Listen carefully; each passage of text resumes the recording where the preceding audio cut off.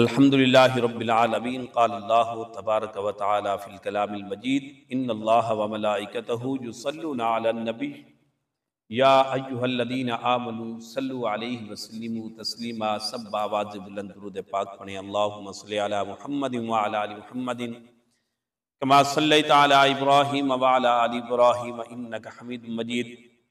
سامعین محترم، آج انشاءاللہ سورۃ بقرہ کی 190 آیت مبارکہ تلاوت ہوگی۔ پروردگار نے ارشاد فرمایا وَقَاتِلُوا فِي سَبِيلِ اللَّهِ الَّذِينَ يُقَاتِلُونَكُمْ، لڑو اللہ کی راہ میں ان لوگوں سے جو تم سے لڑتے ہیں، وَلَا تَعْتَدُوا، اور حد سے نہ بڑھو، إِنَّ اللَّهَ لَا يُحِبُّ الْمُعْتَدِينَ، بے شک اللہ پسند نہیں کرتا حد سے بڑھنے والوں کو۔ تو سامعین محترم، جب سن 6 ہجری کو حدیبیہ کے مقام پر ایک واقعہ پیش آیا کہ حضور علیہ السلام جب مدینہ طیبہ سے عمرہ کے لیے مکہ روانہ ہوئے تو مشرکین نے حدیبیہ کے مقام پر حضور علیہ السلام کو روک دیا کہ ہم مکہ میں داخل نہیں ہونے دیں گے، کہ آپ آئندہ سال مکہ میں آنا، عمرہ کرنا، اور 3 دن کے لیے آپ کے لیے مکہ کو خالی کر دیا جائے گا۔ حضور علیہ السلام جب واپس ہوئے اگلے سال سن 7 ہجری کو، اپنے جانثار وفادار صحابہ تقریباً 1400 صحابہ کے ساتھ حضور علیہ السلام پھر عمرہ کی قضاء کے لیے جب مکہ روانہ ہوئے تو اس وقت مسلمانوں کے دل میں یہ تردد ہوا، اندیشہ ہوا کہ ہو سکتا ہے کہ کفار مشرکین معاہدے کی پاسداری نہ کریں تو حرمت والے مہینے میں ان کے ساتھ جنگ کریں۔ تو زمانہ جاہلیت سے لے کر ابتدا اسلام تک حرمت والے مہینے میں جنگ نہیں کی جاتی تھی۔ تو صحابہ رضی اللہ تعالی عنہم اجمعین اس پریشانی کا شکار ہوئے، تردد میں آئے کہ ہو سکتا ہے مشرکین اپنے وعدے کی پاسداری نہ کریں،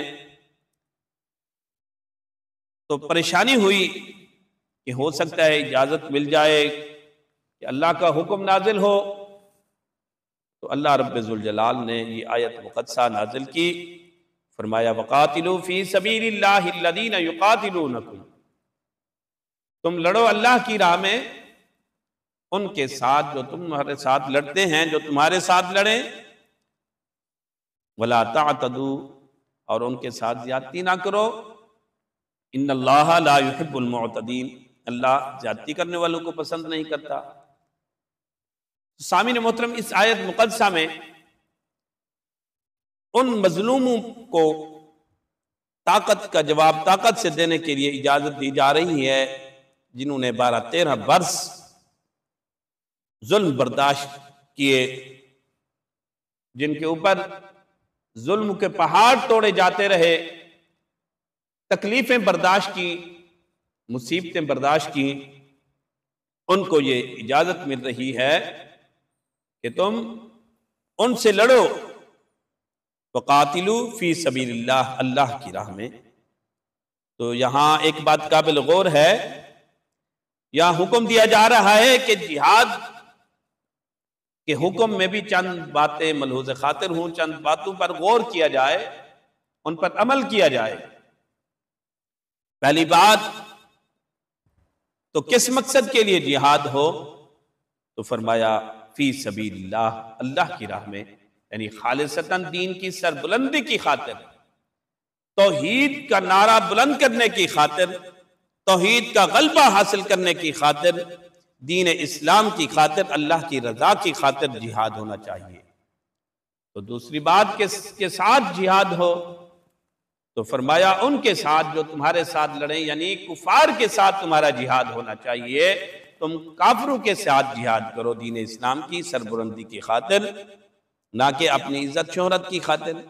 صرف خالصتاً اللہ کی رضا ہو، دین اسلام کی سربلندی کی خاطر۔ تو پھر فرمایا کن شرائط کے ساتھ؟ تو آگے یہ بیان کر دیا وَلَا تَعْتَدُوا، یعنی تم نے حد سے نہیں بڑھنا، زیادتی نہیں کرنی۔ جب جنگ میں آتش انتقام جب بھڑک جائے، تمہیں جوش ہو جائے، تمہارے اندر انتقام کی اگ بھڑک جائے، تب بھی تم نے انصاف کا دامن نہیں چھوڑنا۔ دین اسلام کا جھنڈا تمہارے ہاتھ میں ہو، اس وقت بھی تمہارے دل میں اللہ اس کے رسول کا حکم اور قرآن کا یہ حکم سامنے ہو کہ اللہ رب ذوالجلال ہمیں یہ درس دیتا ہے کہ کسی کافر کے ساتھ بھی زیادتی نہیں ہونی چاہیے۔ وَلَا تَعْتَدُوا، یعنی فرمایا کسی کے ساتھ زیادتی نہ ہو۔ تو حکم یہ فرمایا جا رہا ہے کہ لڑو ان سے جو کافر ہیں، جو تمہارے ساتھ لڑتے ہیں۔ لیکن افسوس ہوتا ہے آج کل تو یہاں مسلمانوں کے خلاف تلواریں اٹھا رہے ہیں، مسلمانوں کو گولیاں مار رہے ہیں۔ یہاں مسلمانوں کی عزتیں پامال کی جا رہی ہیں، ان کے املاک کو پامال کیا جا رہا ہے، مسلمانوں کے خلاف جنگ ہو رہی ہے۔ حالانکہ حکم ہے کہ تم نے جنگ کرنی ہے کافروں کے ساتھ، لیکن یہاں تو طاقت کے بل بوتے پر، اقتدار کے نشے میں، دنیا کی حوث کی خاطر، جھوٹی شہرت کی خاطر مسلمانوں کے ساتھ جنگ کر رہے ہیں، مسلمانوں کے ساتھ لڑ رہے ہیں۔ اللہ اکبر، بہت زیادتیں کی جا رہی ہیں، درسگاہیں بھی محفوظ نہیں ہیں، خانقاہیں بھی محفوظ نہیں ہیں، مساجد وہ بھی محفوظ نہیں ہیں۔ یہ دین اسلام ہے کیا یہی دین اسلام درس دیتا ہے؟ دین اسلام تو یہ درس دیتا ہے کہ تمہارا مقصد خالصتاً اللہ کی رضا ہو، جب تم جہاد کرو اور لڑو بھی کافروں کے ساتھ۔ اللہ اکبر، یہ بات بہت قابل غور ہے۔ پھر کہتے ہیں کہ ہم پریشان ہیں، ہمارے اوپر پریشانی ہے، تو پھر اللہ کا عذاب تو آنا ہی ہے نا، پھر اللہ کے عذاب کا انتظار کیا جائے۔ اللہ اکبر، اللہ کی پکڑ بہت سخت ہے۔ ان اللہ عزیز ذو انتقام ان بطش ربک لشدید، اللہ کی پکڑ بہت سخت ہے۔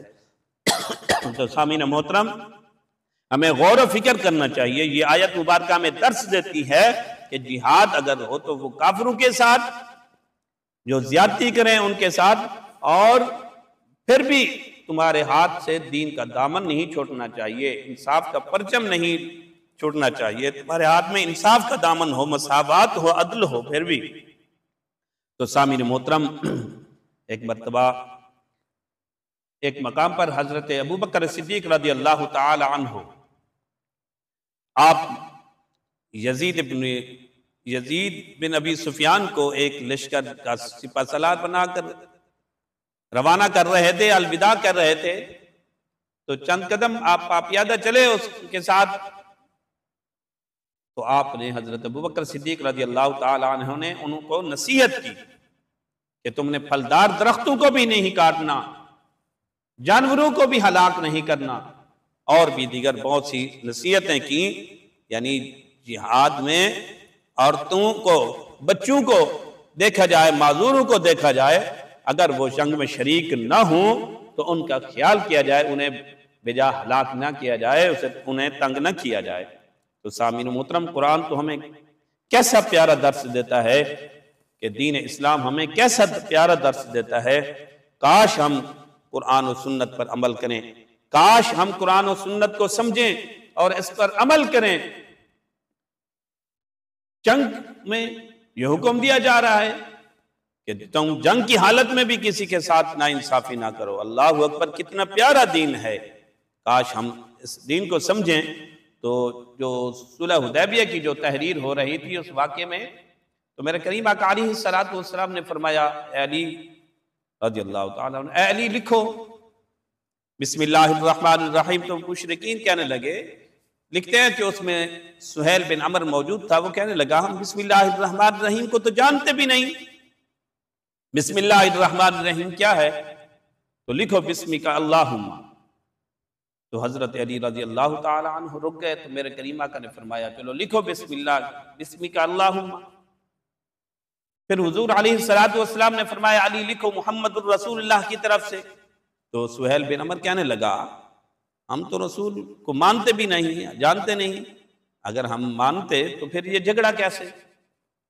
اللہ اکبر. تو حضور علیہ السلام نے فرمایا لکھو میرا نام. تو سہیل بن عمر کہنے لگا نہیں، اپنا نام لکھو صرف اور اپنے باپ کا نام لکھو. تو حضور نے فرمایا لکھو چلو محمد بن عبداللہ.